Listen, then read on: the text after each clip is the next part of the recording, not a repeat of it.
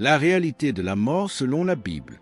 La mort ne transforme pas les gens en esprits gardiens. La Bible ne dit pas que vos proches flottent au-dessus de votre lit la nuit ou vous envoient des plumes au vent. Elle dit quelque chose de bien plus concret, mais profondément porteur d'espoir.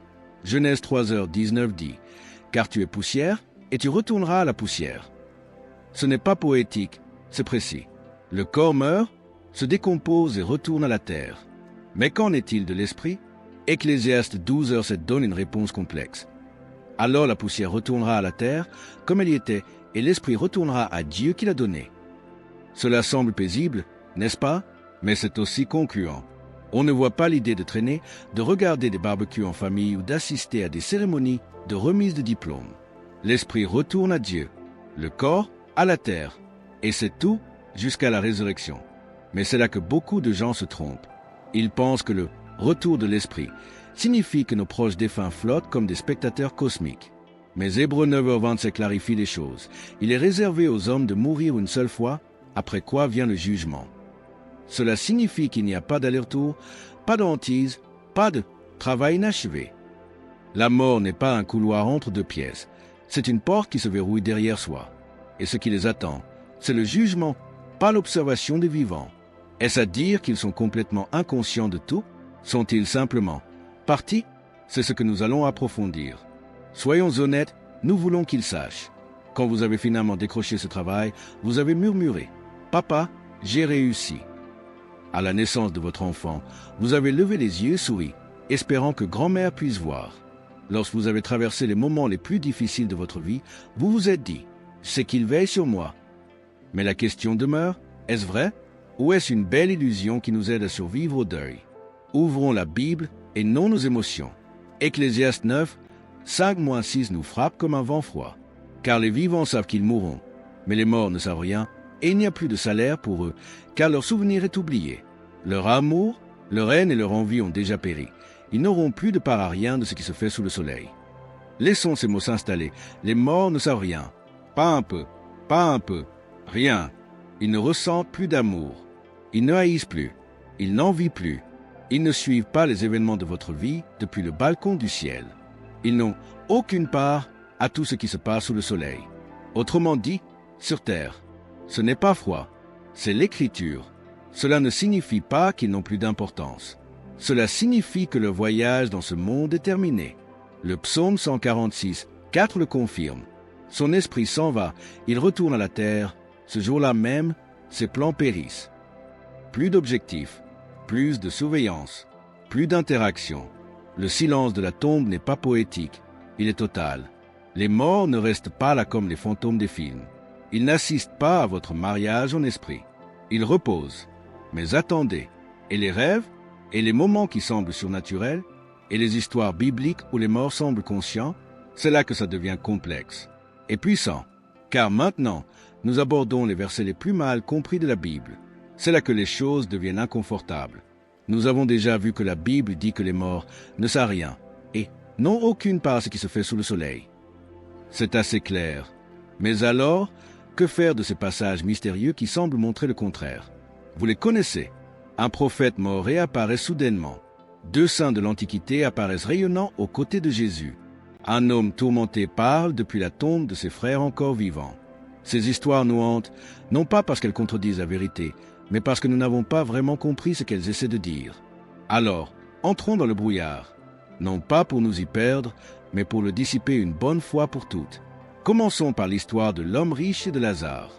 Dans Luc 16, Jésus raconte une histoire poignante. Un homme riche vit dans le luxe, tandis qu'un pauvre mendiant nommé Lazare gît à sa porte, affamé et couvert de plaies. Ils meurent tous deux. Soudain, la scène change. Lazare est porté aux côtés d'Abraham, réconforté, guéri, sain et sauf.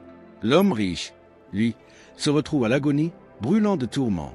De l'autre côté d'un gouffre, il voit Abraham, il voit Lazare, et il crie. C'est intense, émotionnel. On sent le regret jaillir de l'âme de cet homme. Il implore du soulagement.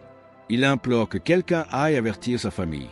Et c'est là que beaucoup s'arrêtent et disent « Voyez-vous, les morts sont conscients. Ils se souviennent, ils parlent, ils voient. Mais arrêtez-vous, ce n'est pas le témoignage direct de quelqu'un qui est mort et revenu.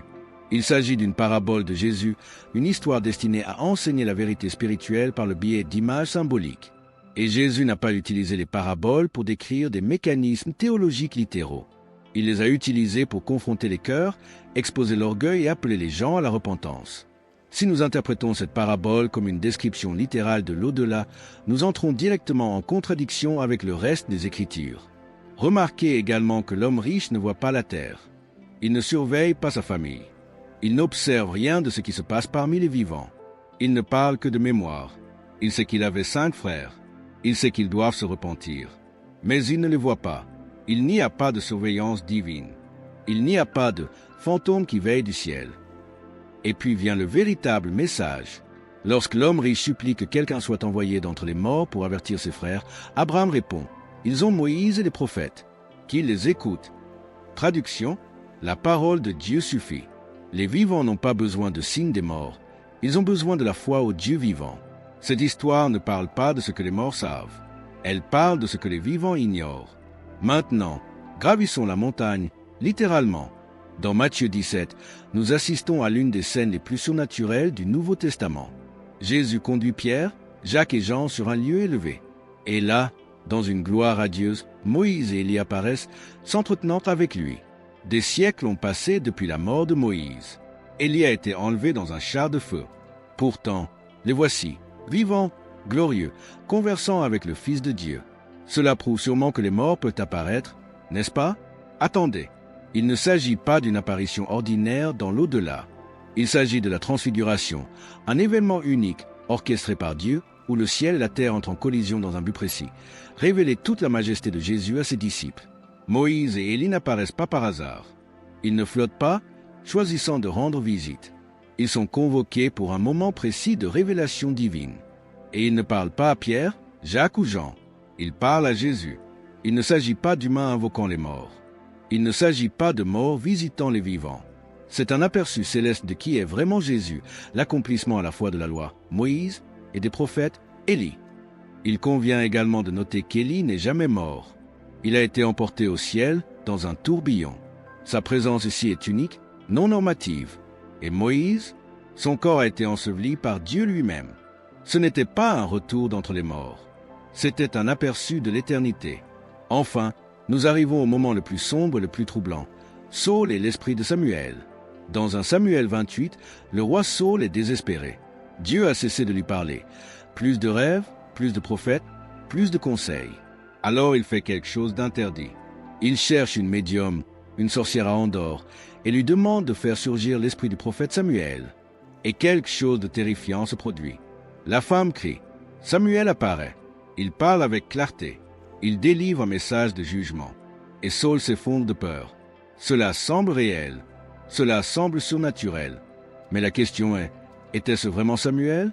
Il existe 2 principaux points de vue. Certains pensent que Dieu a permis un miracle unique. Samuel est apparu et a réprimandé Saül. D'autres pensent qu'il s'agissait d'une imitation démoniaque autorisée par Dieu en guise de jugement.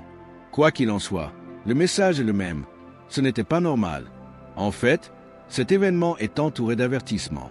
Dieu avait déjà condamné la nécromancie et la communication avec les morts dans Deutéronome 18. Il s'agissait d'un acte de rébellion et non de révérence. Saül ne recherchait pas la sagesse, il s'accrochait à des choses interdites parce qu'il avait cessé d'écouter Dieu. Ce moment ne prouve pas que les morts nous observent ou sont accessibles. Il prouve que lorsque nous rejetons la voix de Dieu, nous devenons vulnérables à la tromperie. Et c'est le cœur de toute cette section. Lorsque les gens aspirent à avoir des nouvelles des morts, ils s'exposent souvent à un danger spirituel. Ces passages n'ont pas été écrits pour vous réconforter par un contact, mais pour vous dissuader de le rechercher. Car la vérité est que Dieu a déjà parlé. Et ce qu'il dit est plus que suffisant. Parlons d'une croyance si chaleureuse, si humaine, et pourtant, elle n'est peut-être pas aussi biblique qu'on le pense. C'est cette conviction profonde que les gens portent au plus profond d'eux-mêmes. Maman me regarde d'en haut. Grand-père a vu le mariage du ciel. C'est mon ange gardien maintenant, elle veille toujours sur moi. On l'entend dans les éloges funèbres. On la ressent dans ces moments de deuil silencieux, quand quelque chose dans notre cœur murmure. Ils sont toujours avec moi. Et soyons honnêtes, cela apporte du réconfort. L'idée qu'ils n'ont pas simplement disparu, qu'ils vous encouragent d'une certaine manière depuis les nuages, qu'ils ne sont pas vraiment partis. Mais voici la question difficile que la plupart n'osent jamais poser. Est-ce vrai? Ou est-ce quelque chose que nous aimerions voir vrai, parce que l'alternative est trop douloureuse à supporter? Allons au verset qui alimente ces croyances plus que tout autre. Hébreux 12h1. C'est pourquoi, puisque nous sommes entourés d'une si grande nuée de témoins, courons avec persévérance la carrière qui nous est proposée. C'est magnifique, non? Comme si nous étions dans un stade, courons la course de la vie, tandis qu'une immense foule céleste de saints, y compris nos proches, nous encourageait d'en haut. C'est ainsi qu'on le prêche souvent. C'est ainsi qu'on le décrit souvent. Mais est-ce vraiment ce que cela signifie? Pour comprendre ce verset, il faut revenir en arrière, et plus précisément au chapitre précédent. Hébreux 11. C'est le célèbre palais de la foi, une liste rapide d'hommes et de femmes qui ont vécu et sont morts dans la foi. Abel, Noé, Abraham, Sarah, Joseph, Moïse, Rahab et bien d'autres. Ce sont les témoins, non pas au sens d'observateurs, mais de témoins. Ils ne sont pas des spectateurs dans les tribunes, ils sont des exemples dans les annales. Leurs histoires parlent, leur foi résonne. Leur vie témoigne de la puissance de la confiance en Dieu, même lorsqu'ils n'ont pas pu voir l'accomplissement de la promesse. En grec, le mot utilisé pour témoin est martu, la même racine que martyr. Il désigne quelqu'un qui témoigne et non quelqu'un qui observe. Donc, non, ce n'est pas une image de votre grand-mère vous observant du ciel, applaudissant chaque fois que vous résistez au péché. C'est un rappel que sa vie, si elle a été vécue en Christ, parle encore, tout comme celle d'Abel parle encore, Hébreux 11h4. Mais qu'en est-il de l'Apocalypse? Certains évoquent une image puissante dans Apocalypse 6, 9-10. Les âmes des saints martyrs sont vues sous l'autel, s'écriant « Jusqu'à quand, Seigneur saint et véritable, jugeras-tu et vengeras-tu notre sang sur les habitants de la terre ?» On dirait bien une prise de conscience. Ces âmes se souviennent de ce qui s'est passé. Elles implorent justice. Elles ne sont pas endormies dans un état d'inconscience. Elles sont vigilantes. Alors, qu'est-ce qui se passe? Le contexte est important. Premièrement, il s'agit d'une littérature apocalyptique, riche en symbolisme, en visions et en images prophétiques. Il ne s'agit pas d'une retransmission en direct du tribunal céleste. C'est une vision montrée à Jean pour révéler des vérités spirituelles. Deuxièmement, remarquez ce qu'ils savent.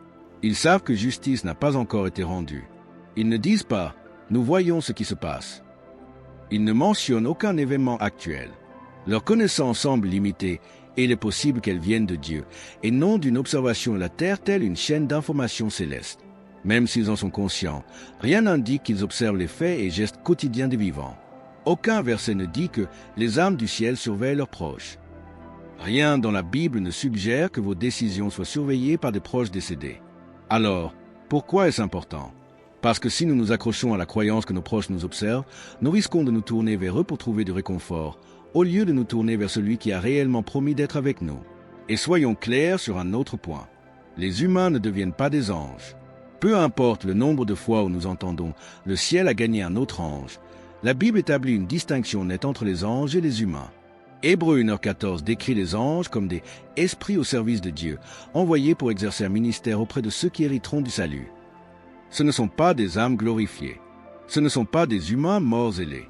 Ce sont des êtres créés avec un but précis, distinct de l'histoire humaine. Nous ne mourrons pas en devenant des observateurs dans le ciel. Nous ne nous transformons pas en protecteurs de nos enfants. Ce rôle appartient aux anges, et même là, c'est toujours sur ordre de Dieu, et non sous l'effet de l'émotion humaine. Alors, où cela nous mène-t-il? Il nous reste la vérité. Une vérité qui n'est peut-être pas aussi réconfortante émotionnellement, mais une vérité plus solide, plus fiable et, finalement, plus porteuse d'espoir. Les morts ne nous observent pas, mais Dieu, lui, si. Les anges agissent selon sa parole. Et notre réconfort ne réside pas dans le regard invisible de nos proches, mais dans l'amour omniprésent et omniscient du Dieu vivant. C'est là que la curiosité franchit une ligne dangereuse. Vous l'avez probablement déjà entendu. Il convient également de noter qu'Élie n'est jamais mort. Il a été emporté au ciel dans un tourbillon. Sa présence ici est unique, non normative. Et Moïse, son corps a été enseveli par Dieu lui-même. Ce n'était pas un retour d'entre les morts. C'était un aperçu de l'éternité. Enfin, nous arrivons au moment le plus sombre et le plus troublant. Saul et l'esprit de Samuel. Dans un Samuel 28, le roi Saul est désespéré. Dieu a cessé de lui parler. Plus de rêves, plus de prophètes, plus de conseils. Alors il fait quelque chose d'interdit. Il cherche une médium, une sorcière à Endor, et lui demande de faire surgir l'esprit du prophète Samuel. Et quelque chose de terrifiant se produit. La femme crie. Samuel apparaît. Il parle avec clarté. Il délivre un message de jugement. Et Saul s'effondre de peur. Cela semble réel. Cela semble surnaturel. Mais la question est, était-ce vraiment Samuel? Il existe deux principaux points de vue. Certains pensent que Dieu a permis un miracle unique. Samuel est apparu et a réprimandé Saul. D'autres pensent qu'il s'agissait d'une imitation démoniaque autorisée par Dieu en guise de jugement. Quoi qu'il en soit, le message est le même. Ce n'était pas normal. En fait, cet événement est entouré d'avertissements. Dieu avait déjà condamné la nécromancie et la communication avec les morts dans Deutéronome 18. Il s'agissait d'un acte de rébellion et non de révérence.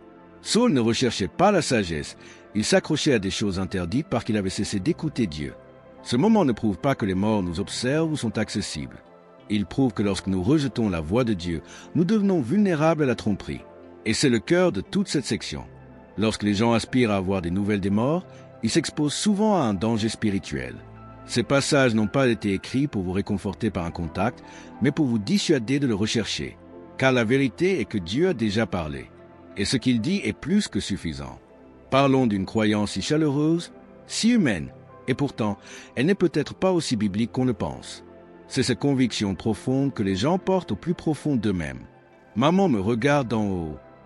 Grand-père a vu le mariage du ciel. C'est mon ange gardien maintenant, elle veille toujours sur moi. On l'entend dans les éloges funèbres. On la ressent dans ces moments de deuil silencieux, quand quelque chose dans notre cœur murmure. Ils sont toujours avec moi. Et soyons honnêtes, cela apporte du réconfort. L'idée qu'ils n'ont pas simplement disparu, qu'ils vous encouragent d'une certaine manière depuis les nuages, qu'ils ne sont pas vraiment partis. Mais voici la question difficile que la plupart n'osent jamais poser. Est-ce vrai? Ou est-ce quelque chose que nous aimerions voir vrai, parce que l'alternative est trop douloureuse à supporter? Allons au verset qui alimente ces croyances plus que tout autre. Hébreux 12h1. C'est pourquoi, puisque nous sommes entourés d'une si grande nuée de témoins, courons avec persévérance la carrière qui nous est proposée. C'est magnifique, non? Comme si nous étions dans un stade, courons la course de la vie, tandis qu'une immense foule céleste de saints, y compris nos proches, nous encourageait d'en haut. C'est ainsi qu'on le prêche souvent. C'est ainsi qu'on le décrit souvent. Mais est-ce vraiment ce que cela signifie? Pour comprendre ce verset, il faut revenir en arrière, et plus précisément au chapitre précédent. Hébreux 11. C'est le célèbre palais de la foi, une liste rapide d'hommes et de femmes qui ont vécu et sont morts dans la foi. Abel, Noé, Abraham, Sarah, Joseph, Moïse, Rahab et bien d'autres. Ce sont les témoins, non pas au sens d'observateurs, mais de témoins.